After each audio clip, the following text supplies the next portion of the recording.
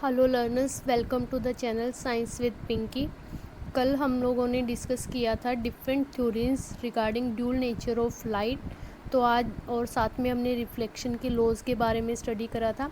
आज हम डिस्कस करेंगे कि इमेज फॉर्मेशन के लिए कन्वेक्स और कनकेव मिरर कौन कौन से रूल्स हैं वो फॉलो करते हैं, साथ में मैग्नीफिकेशन, मिरर फार्मूला और कन्वेक्स कनकेव मिरर के यूजेस क्या क्या हैं। ठीक है, तो लेट्स स्टार्ट द टॉपिक।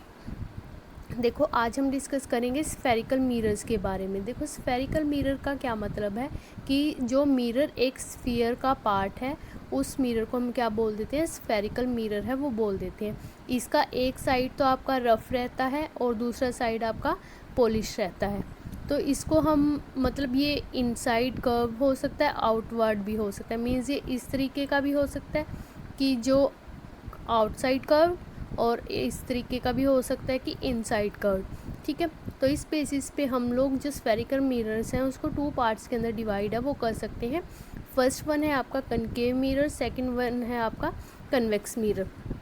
तो जो कनकेव मिरर है वो क्या है आपका, जिसका सरफेस है वो इनवर्ड साइड हो, मतलब जो रिफ्लेक्टिंग सरफेस है जैसे ये है, इसका जो अंदर वाली साइड है वो तो आपकी क्या है, रिफ्लेक्टेड है, और जो बाहर वाली साइड है वो आपकी क्या है, रफ है। और जो कन्वेक्स मिरर है उसकी क्या होएगी, जो रिफ्लेक्टिंग सरफेस है वो कर्व्ड आउटवर्ड, मतलब ये वाली सरफेस है वो आपकी क्या है, रिफ्लेक्टिंग सरफेस है, और जो अंदर वाली सरफेस है वो आपकी क्या है, रफ सरफेस है।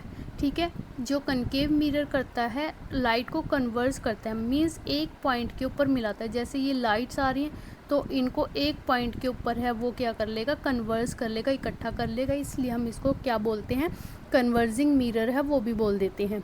और ये जो कन्वेक्स मिरर है वो क्या करता है, डाइवर्स करता है लाइट को, मीन्स लाइट को स्कैटर करता है, बाहर की साइड भेज देता है। जैसे ये लाइट आ रही है तो ये इसको डाइवर्स कर देगा, इसका पाथ है वो चेंज कर देगा, और साथ में दूसरी साइड मिरर के इसको एक फोकल पॉइंट के ऊपर इकट्ठा कर देगा। तो इसको आप एक बहुत आसानी से समझ सकते हैं एक सिंपल से एग्जांपल के साथ, जो आपका क्या है, स्पून है। जैसे ये आपका स्पून है, ठीक है, जो स्पून की अंदर वाली साइड है वो आपकी एज अ कनकेव मिरर काम करेगी, और जो आउटर साइड है वो आपकी किस तरह काम करेगी, एज अ कन्वेक्स मिरर। आप डायग्राम के अंदर भी देख सकते हैं, ये आपकी कौन सी साइड है, अंदर की कर्व्ड साइड है, ये आपकी बाहर वाली साइड है। ठीक है, आप घर पे भी चेक कर सकते हैं इस चीज़ को रिगार्डिंग, ठीक है, कि कनकेव मिरर में इमेज कैसी बन रही है, कन्वेक्स मिरर के अंदर इमेज है वो कैसी बन रही है। अब देखो, जो ये मिरर्स होते हैं हमारे, इसके कुछ पॉइंट्स होते हैं इम्पोर्टेंट, ठीक है, तो उनके बारे में देखते हैं कि वो क्या क्या चीज़ें हैं। अब देखो, सबसे पहले क्या है, पोल। पोल क्या है कि ये सेंटर ऑफ मिरर सरफेस है, कि जो आपका रिफ्लेक्टिंग सरफेस की तरह काम कर रहा है उसका सेंटर पॉइंट क्या है, आपका पोल है। ठीक है, और जो सेंटर ऑफ कर्वेचर क्या है, कि जो आपका रिफ्लेक्टिंग सरफेस है वो जिस स्फेरिकल का पार्ट है उसका जो सेंटर पॉइंट है वो क्या है, आपका कर्वेचर। एक बार फिर से ध्यान से सुनो, जो आपका रिफ्लेक्टिंग सरफेस है वो जिस स्फेरिकल का पार्ट है उसका सेंटर क्या है, उसका सेंटर ऑफ कर्वेचर है। सेम आप यहाँ पे कन्वेक्स मिरर के केस में देख सकते हैं कि जो रिफ्लेक्टिंग सरफेस है जिस स्फेरिकल का पार्ट है उसका जो सेंटर पॉइंट है उसको हम क्या बोलते हैं, सेंटर ऑफ कर्वेचर है वो बोलते हैं। नेक्स्ट है आपका रेडियस ऑफ कर्वेचर। जो radius of curvature, normal sphere का रेडियस हमारा सीपी हो जाएगा, तो इसी को हम क्या बोल देते हैं, रेडियस ऑफ कर्वेचर है वो बोल देते हैं। जो सीपी के बीच का जो डिस्टेंस है उसको हम क्या बोलते हैं, रेडियस ऑफ कर्वेचर है वो बोलते हैं। प्रिंसिपल एक्सिस कौन सी होएगी, मतलब जो रे आपकी किस में से पास हो, सेंटर ऑफ कर्वेचर और पोल में से पास हो। जो रे आपकी सेंटर ऑफ कर्वेचर और पोल में से पास हो उसको आप क्या बोलते हैं, प्रिंसिपल एक्सिस है वो बोलते हैं। प्रिंसिपल फोकस का मतलब है कि जैसे कोई रे अगर प्रिंसिपल एक्सिस के पैरेलल आ रही है तो वो जिस पॉइंट पे इकट्ठा होएंगी उस पॉइंट को हम क्या बोलते हैं, फोकल पॉइंट है वो बोलते हैं। मीन्स जो फोकस है वो बोलते हैं। जिस भी पॉइंट के ऊपर सारी रेज हैं वो इकट्ठी होंगी, उस पॉइंट को हम क्या बोलते हैं, फोकल पॉइंट बोलते हैं। और ये पॉइंट आपका कहाँ पे लाई करता है, सी और पी के बिल्कुल बीच में है वो लाई करता है। तो इसमें से हम जो सी पी हमारा क्या था, रेडियस था, ठीक है। एफ हमारा क्या हो गया, फोकल पॉइंट हो गया जो बीच में है। तो जो फोकल पॉइंट है और जो पोल के बीच का डिस्टेंस है उसको हम क्या बोलते हैं, फोकल लेंथ है वो बोलते हैं। जो हमारा पोल और फोकस के बीच का जो डिस्टेंस है उसको हम क्या बोलते हैं, फोकल लेंथ बोलते हैं, ठीक है। तो जो फोकल लेंथ है वो हमारा किसके बराबर होएगी, रेडियस जो हमारा सी और पी का डिस्टेंस है बाय में 2 के। अपर्चर हमारा क्या है कि जो diameter of the reflecting surface, जो आपका मिरर का पार्ट है, जो ये वाला है, ये आपका क्या है, अपर्चर है, ठीक है। नेक्स्ट टर्म्स में हम डिस्कस करेंगे कि हमें कौन कौन से रूल्स हैं वो फॉलो करने हैं टू मेक अ रे डायग्राम। इसके अंदर आपके पास 4 रूल्स हैं। अगर आपको ये 4 रूल्स अच्छे से याद होंगे तो आप आसानी से कोई भी रे डायग्राम है मिरर का वो बना सकते हैं। तो फर्स्ट रूल क्या है आपका, ray parallel to principal axis. देखो सबसे पहले हम मिरर ड्रॉ करेंगे। आप भी अपना नोटबुक पेन उठाइए और मिरर ड्रॉ करिए साथ में। ये हमारा क्या है, कनकेव मिरर है। ये हमारा क्या है, कन्वेक्स मिरर है। ये हमारी क्या है, प्रिंसिपल एक्सिस है जो सेंटर ऑफ कर्वेचर में से और पोल में से है वो पास होती है। ये हमारा फोकल पॉइंट है। सेम इस केस में, कन्वेक्स मिरर के केस में, ये हमारा फोकल पॉइंट हो गया, ये हमारा कर्वेचर पॉइंट हो गया, ये हमारा पोल पॉइंट हो गया, ठीक है। तो फर्स्ट रूल क्या कहता है कि अगर कोई भी रे पैरेलल आ रही है किसके, प्रिंसिपल एक्सिस के, तो वो क्या होएगी, फोकस पॉइंट के ऊपर है वो इकट्ठा होएगी।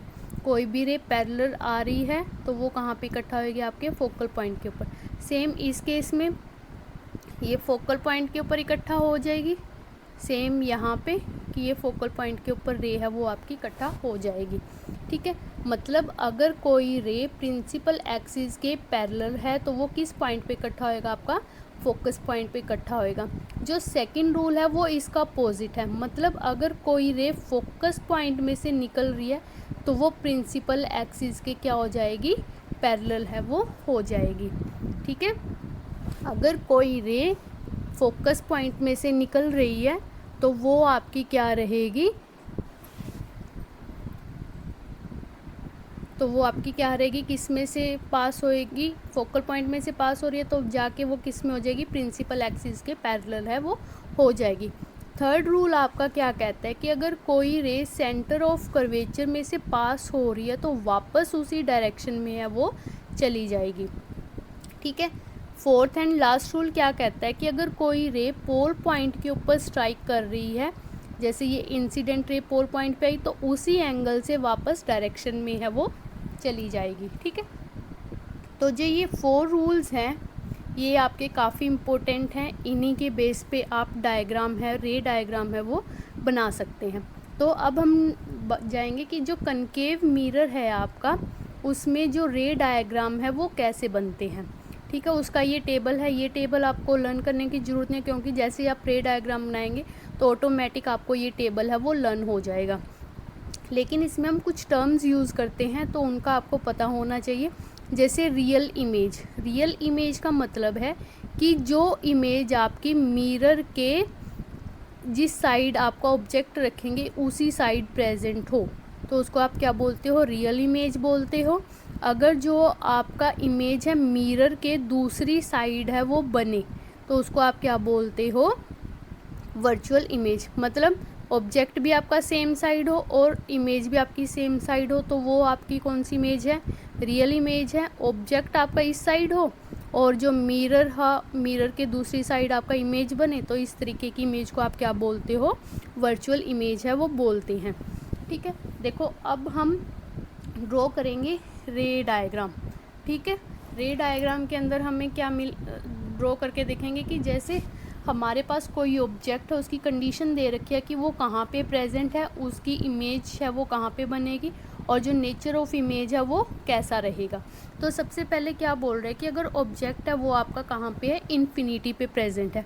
अब देखो जो ऑब्जेक्ट है वो आपका इन्फिनिटी पे प्रेजेंट है, इन्फिनिटी पे से रे है वो इस तरीके से आएगी, मतलब जो आपका प्रिंसिपल एक्सिस है उसके क्या रहेगी, पैरेलल रहेगी। सेम हम यहाँ पे भी एक पैरेलल लाइन है वो ड्रॉ कर देंगे प्रिंसिपल एक्सिस के। तो फर्स्ट रूल क्या था हमारा कि अगर कोई रे प्रिंसिपल एक्सिस के पैरेलल है तो वो कहाँ पे इकट्ठा होगी, आपका जो फोकल पॉइंट है उसके ऊपर है वो इकट्ठा होएगी। तो इमेज कहाँ पे बनी आपकी, एट एफ। ठीक है, तो जो ये इमेज है वो रियल बनेगी क्योंकि आपका ऑब्जेक्ट भी इसी साइड था और जो इमेज है वो भी इसी साइड बनी है। ठीक है, इन्वर्टेड अगर हम इसको बिल्कुल माइक्रोस्कोपिक इसका व्यू देखेंगे तो ये इमेज है वो थोड़ी सी इन्वर्टेड पोजीशन के अंदर है वो रहेगी और बिल्कुल पॉइंट साइज इमेज है वो आपकी फॉर्मेशन है उसकी होएगी। सेकंड केस आपका क्या है, बियॉन्ड सी। अगर आपका जो ऑब्जेक्ट है जो सेंटर ऑफ कर्वेचर है उसके बियॉन्ड हो, मतलब अगर यहाँ पे ऑब्जेक्ट प्रेजेंट है तो आपकी इमेज है वो कैसे बनेगी। देखो हम दो रे हैं वो ड्रॉ करेंगे। फर्स्ट तो क्या है कि अगर हमारी रे है वो प्रिंसिपल एक्सिस के पैरेलल है तो किस में से पास होएगी, वो आपका फोकस पॉइंट में से पास होएगी। दूसरा हम क्या बोल सकते हैं, दूसरा रूल कि अगर सेंटर ऑफ कर्वेचर में से कोई रे पास हो रही है तो वापस कहाँ पे चली जाएगी, सेंटर ऑफ कर्वेचर में से वापस चली जाएगी। तो जिस पॉइंट पे दोनों रेज है वो इंटरसेक्ट करेंगी उस पॉइंट पे हमारी क्या बनेगी, इमेज है वो बनेगी। तो इमेज देखो कैसी है, मिरर के इसी साइड बन रही है तो रियल है, उल्टी बन रही है, इन्वर्टेड है और साथ में क्या है, स्मॉलर है। अगर आपका ऑब्जेक्ट है, थर्ड केस, अगर सी के ऊपर आपका ऑब्जेक्ट प्रेजेंट है तो कहाँ पे बनेगा आपका, तो इसके लिए भी हम रे डायग्राम ड्रॉ करेंगे। तो देखो अगर पैरेलल है तो पैरेलल में से किस में से पास होगी, आपकी फोकस में से। अगर आपकी फोकस में से पास हो रही है तो वो पैरेलल हो जाएगी। तो जिस पॉइंट पे दोनों रेज इंटरसेक्ट कर रही हैं वहाँ पे आपका क्या बनेगा, इमेज है वो बनेगा। तो जो इमेज है वो कैसा है, रियल है क्योंकि मिरर के इसी साइड बन रहा है और इन्वर्टेड है और साथ में क्या होगा, सेम साइज़ का इमेज है वो बनेगा। नेक्स्ट कंडीशन आपकी क्या है कि अगर जो ऑब्जेक्ट है वो आपका सी और एफ के बीच में प्रेजेंट हो। ठीक है, जो ऑब्जेक्ट है आपका सी और एफ के बीच में प्रेजेंट है तो जो इमेज है वो कैसे बनेगी। देखो फर्स्ट तो क्या कि पैरेलल जा रही है तो किस में से निकलेगी, वो फोकस पॉइंट में से निकलेगी।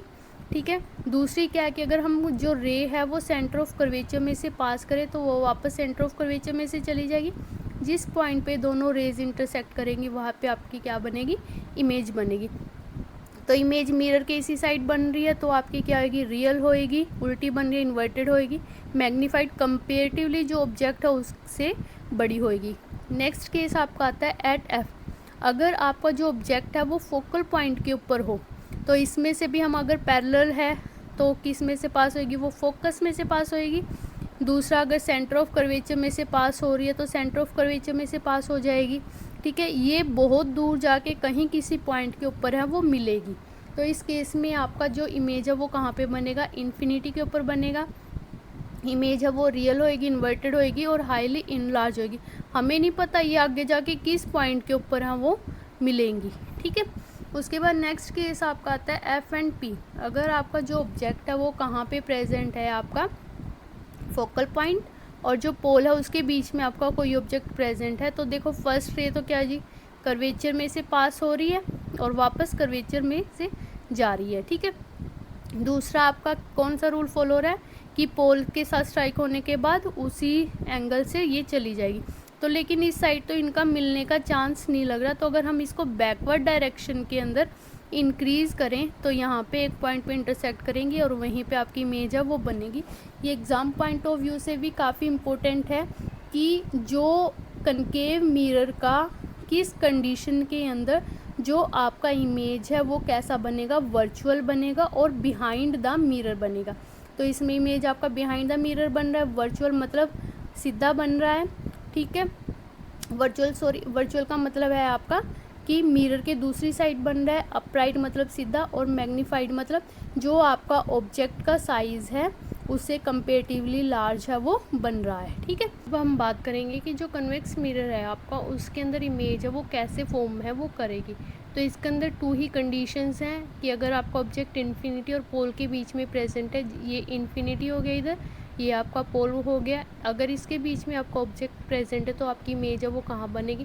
तो सबसे पहले रे है वो क्या जाएगी, प्रिंसिपल एक्सिस के पैरेलल जाएगी, तो वो डाइवर्स होने के बाद किस पॉइंट पे मिलेगी, आपका फोकल पॉइंट पे मिलेगी। दूसरी रे है कर्वेचर में से जा रही है आपकी, तो जिस भी पॉइंट पे ये दोनों रेज है वो इंटरसेक्ट करेंगी वहाँ पे आपका क्या बनेगा, इमेज है वो बनेगा। तो जो इमेज बनेगी वो आपकी कैसी बनेगी, वर्चुअल बनेगी, मतलब मिरर के दूसरी साइड है वो बनेगी, और साथ में इरेक्ट होएगी, और साथ में क्या आएगी, स्मॉल होएगी। ठीक है, उसके बाद अगर आपका ऑब्जेक्ट है वो इन्फिनिटी के ऊपर प्रेजेंट है तो इसमें से सिर्फ पैरेलल रेज आएंगी, पैरेलल रेज आने के बाद वो किस पॉइंट पे मिलेंगे, आपका फोकस पॉइंट है उसके ऊपर मिलेगी। तो जो इमेज है आपका वो फोकस पॉइंट के ऊपर होएगा, वर्चुअल होएगा, पॉइंट साइज होएगा और इरेक्ट होएगा। तो जब भी हम इसके न्यूमेरिकल्स की बात करते हैं, रे डायग्राम के न्यूमेरिकल की बात, तो वहाँ पे एक टर्म यूज़ होती है मिरर फार्मूला। तो जो मिरर फार्मूला है वो किसके बराबर होता है, 1/f is equal to 1/u plus 1/v के बराबर। f यहाँ पे आपका फोकल लेंथ है, u आपका ऑब्जेक्ट का डिस्टेंस है, v आपका इमेज का डिस्टेंस है वो है। अब देखिए यहाँ पे जैसे जो ये वाला डिस्टेंस है आपका ऑब्जेक्ट का और पोल का जो डिस्टेंस है, इसको आप u से रिप्रेजेंट करते हैं, पोल और जो इमेज है उसके डिस्टेंस को आप v से रिप्रेजेंट करते हैं।